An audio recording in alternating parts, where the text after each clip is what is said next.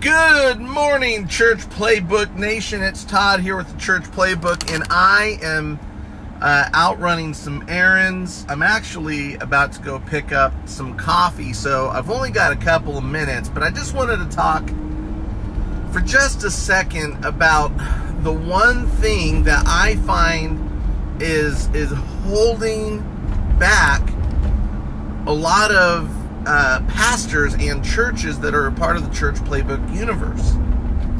And the challenge is that we keep putting energy into things that don't grow. We value the mysterious over the mechanical. And so we think, well, if I just pray more, then more people will show up to my church. And you should pray. I mean, I do. We're actually getting ready to do a teaching series on prayer. We've got an amazing prayer team at our church that prays for me, for my family, for our church, for our community, for our congregation. But there is so much more to church growth than the mysterious. There are actually some mechanics involved in everything you do. If you have a clogged drain, you might hire a Christian plumber, but I guarantee you that plumber is not going to come over to your house and look at the drain and pray for God to unclog the drain for him. No, because he understands that there's certain mechanics in plumbing. Same thing with an electrician. You go over to Best Buy, you buy yourself a brand new, flat screen TV. You want to have it mounted on the wall, so you call an electrician to come over and wire everything up.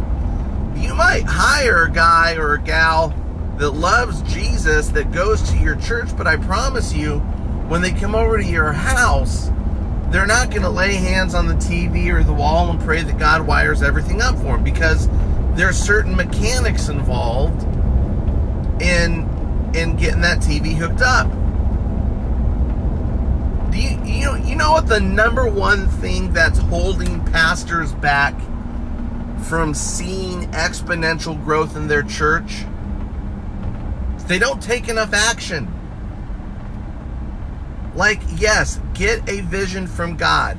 Yes, fast and pray about it. But for goodness sakes, do something. God spoke to Moses in the burning bush and said, hey, go tell, Pharaoh to let my people go. And Moses didn't sit there and have a quiet time to try and get clarity from the Lord. He took action. When God told Noah to build an ark because he was going to send a flood, Noah didn't even know what rain was at the time. But he didn't go and sit under a tree and like, hey, God, was that really you? No, he went and started chopping down trees. If you want to see growth of any kind, spiritual growth, leadership growth, numerical growth, you have got to take action. And so that's why I've put together this 13-week coaching experience where you're going to work directly with me for 100 days. We are going to get your church from 0 to 100 in 100 days, but you have got to take action. You don't sit and pray about this. You don't call up 7 friends and ask them, hey, what do you think? You go to thechurchplaybook.com/100in100. You watch the video so that you can understand the 6 steps to church growth and the 3 secrets that you need to understand to help your church grow from 0 to 100 in 100 days. and then you just sign up. And I have really gone above and beyond to sweeten the pot, as it were, because not only do you get weekly coaching videos with me, live and unedited, I'm going to give you the 3 sermon series that you need to help your church get ready for growth, to after you do an event that draws in the community, what sermon series to do after that. Look, I'm going to give you every tool that you need to get your church from 0 to 200, but for goodness sakes, take some action. Don't just sit there. Don't just wish that your church would grow. Do what it takes to get your church to grow. And I'm going to show you the way. Every 5 churches that sign up, I'm adding $100 to this grand prize. One church is going to win $500. But every 5 churches that sign up, I add another $100 to the pot. Right now, we are at $700 for the grand prize.